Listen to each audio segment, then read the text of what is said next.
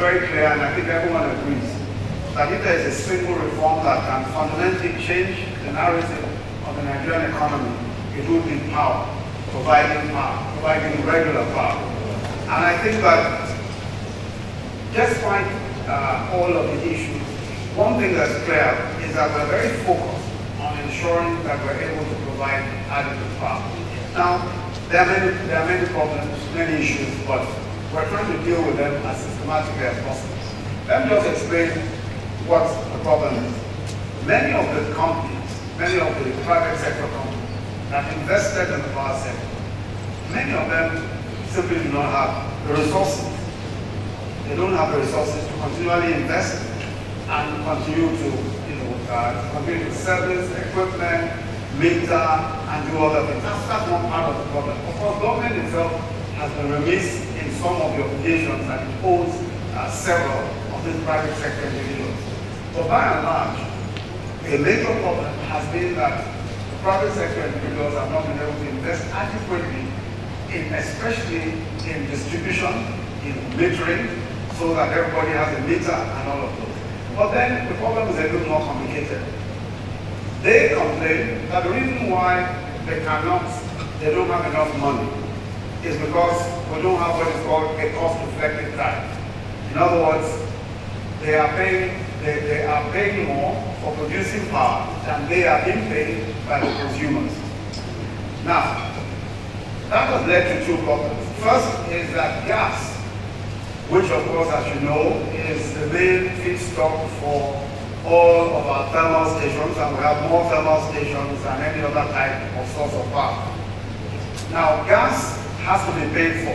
So those who are producing the gas now find that they are owed large amounts of money because the generating companies are not able to pay them. Now, the generating companies complain that they are not able to pay because the distribution companies are not collecting enough money.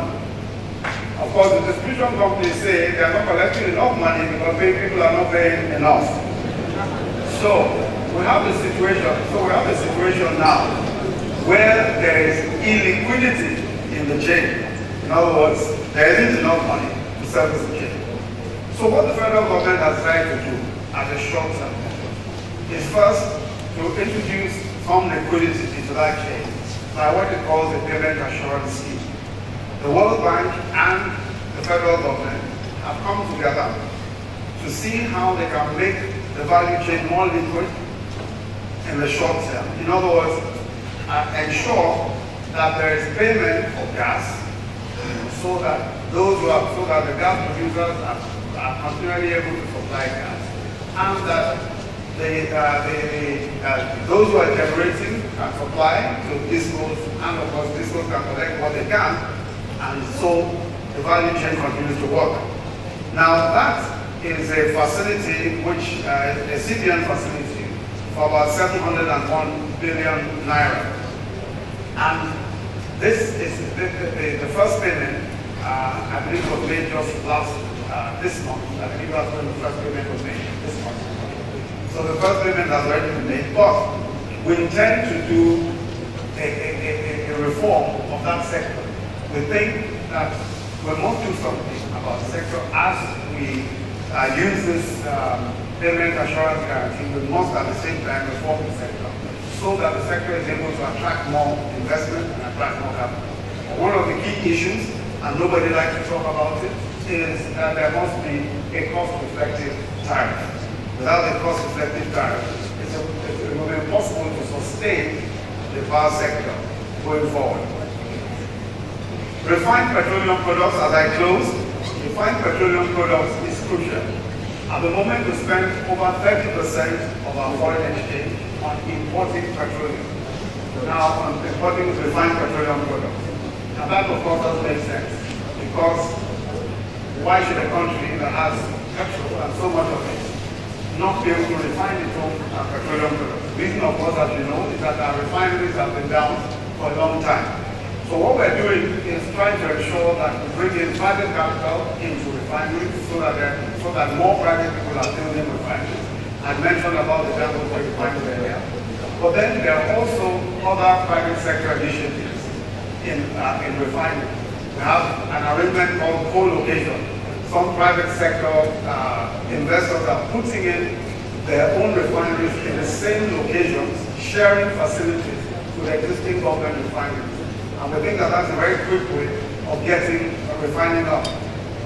Our plan is that by 2018 we will be at least producing between 60 and 70% of all our petroleum needs and reducing as we go along. So we hope that we'll be able to solve some as things go on. Finally, let me say again that we live in a great country. You and I are at a perfect moment in history. The opportunities are limitless, and added to that, we have easily some of the best talents, some of the best people anywhere in the world. Our population is young and vibrant, and they are bolder and more creative, more entrepreneurial than the youth of any other country in our region. We have competed and beaten the best in the world. So what do we have to fear? What do we have to worry about?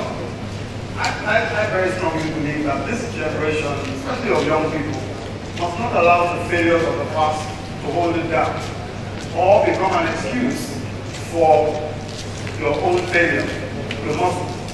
Every generation has a responsibility to take life opportunities and challenges as they find them and go ahead and do great things.